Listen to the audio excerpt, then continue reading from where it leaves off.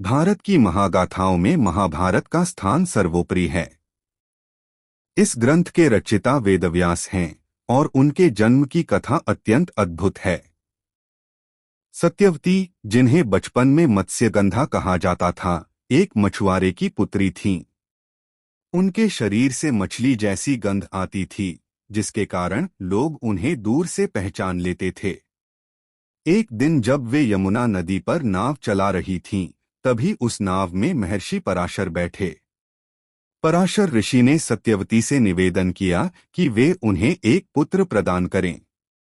सत्यवती घबरा गईं, क्योंकि वह अविवाहित थीं और समाज की मर्यादाएं उन्हें रोक रही थीं।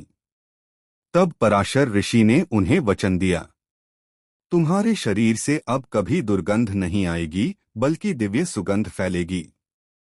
यही कारण है कि आगे चलकर उनका नाम पड़ा योजनगंधा।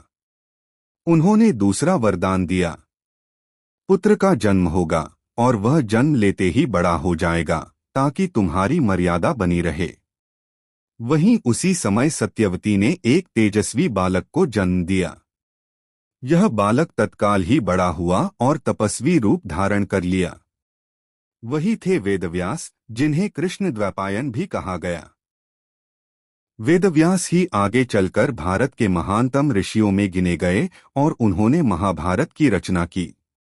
इस कथा से हमें यह शिक्षा मिलती है कि साधारण परिस्थितियों से भी असाधारण घटनाएं जन्म ले सकती हैं।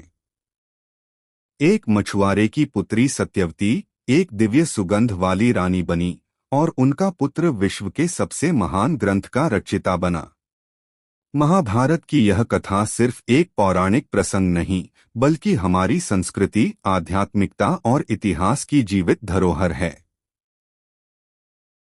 महाभारत की अद्भुत कथा में सत्यवती का नाम विशेष रूप से लिया जाता है। सत्यवती को पहले मत्स्यगंधा कहा जाता था, क्योंकि उनके शरीर से मछली जैसी गंध आती थी। एक दिन यमुना तट पर नाव चलाते हुए उनकी मुलाकात हुई महर्षि पराशर से। ऋषि ने सत्यवती से पुत्र की इच्छा व्यक्त की।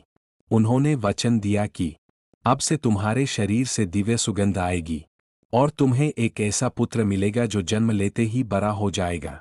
वही हुआ वेदव्यास का जन्म, जिन्होंने आगे चलकर महाभारत जैसे महान ग्रंथ की रचना की। यही कथा हमें याद दिलाती है कि हर महान कार्य के पीछे कोई दिव्य योजना छिपी होती है।